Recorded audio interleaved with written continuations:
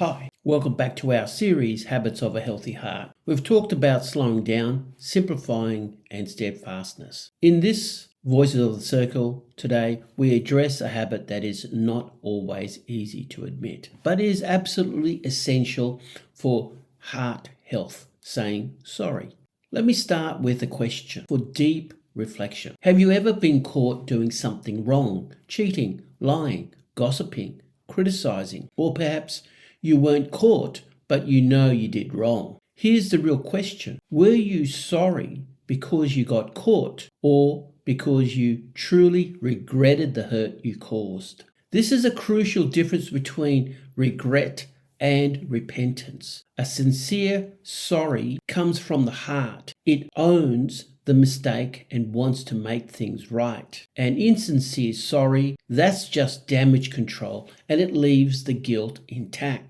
Let's clarify the correction between guilt, sorry, and sorrow. Guilt is that inner voice, that heavy feeling in your chest saying, I messed up, I acted against my own values. Sorry is the necessary expression of that guilt, the outward step toward repair. And sorrow, that's the deep sadness that comes not from fear of consequence, but from realizing the pain or damage you inflicted, either on another person or on yourself. That sorrow is the emotion that truly pushes us to grow and change. Here is why this matters. Holding on to unprocessed guilt and shame will actively drain your life force. It affects your mind, manifesting as rumination. It burdens your body, causing physical tension, and it poisons your relationships by creating defensive barriers. But when you fully release it, when you say sorry and genuinely mean it, when you accept the sorrow of the mistake, you make space for peace.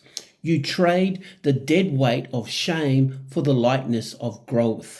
I'll be honest, I've been on both sides of this divide. As a teenager, I got caught cheating on a paper. I was forced to apologize, but I wasn't sorry for what I did. I was entirely sorry that my grade and reputation were at risk. That apology changed nothing inside me. It was empty. But years later, I said something thoughtless that deeply, unintentionally hurt a friend during a stressful time. When I saw the genuine, unexpected pain I had caused, I felt a deep, wrenching sorrow. That feeling was transformative. I didn't rush to justify myself. I rushed to own the impact. That second experience, that deep sorrow, is the kind of sorrow that changes us. It moved me from caring about my image to caring about the integrity of the relationship. That vulnerability, that willingness to simply sit in the pain of having hurt someone is the habit that heals the heart. So how do we deal with guilt and sorrow in a healthy way that leads to healing, not chaining? It's a three-part process of owning, forgiving, and releasing. 1. Apologize. Sincerely, don't make excuses. Own the mistake and state what you learned from it. And 2. Forgive yourself. We all make mistakes. Practice self-compassion by acknowledging your humanity and allowing yourself grace. And 3, practice self-compassion. Don't let guilt chain you down. Let the sorrow move you forward, not anchor you backward. Spend quiet time to reflect, pray, or meditate, and let the Creator Spirit heal the wound in your heart. A healthy heart understands that you are not defined by your worst mistake. When you release the chain of guilt and shame, you make space for the other habits, simplifying, slowing down, and steadfastness to truly flourish. Now, let's breathe into this process of release. Close your eyes.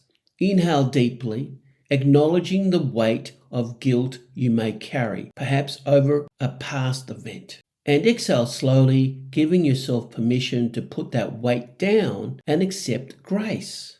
Imagine the chain of shame breaking. Feel the lightness that forgiveness offers, both to yourself and to others. Here is your challenge for the series. For the next 7 days, take a few quiet moments to reflect on the sorries in your life? Who do you need to forgive? Who do you need to ask forgiveness from? And how can you choose gratitude and love instead of carrying the burden of guilt? Friends, a healthy heart starts with habits that heal. Thank you for joining me on this journey through slowing down, simplifying, steadfastness, and now sorry. Next time on Habits of a Healthy Heart, we turn outward to a habit that keeps the heart from stagnating. Share. This is about cultivating generosity and openness. Go well, stay well, and be well. And remember, the habit of a healthy heart is a lifetime practice of grace.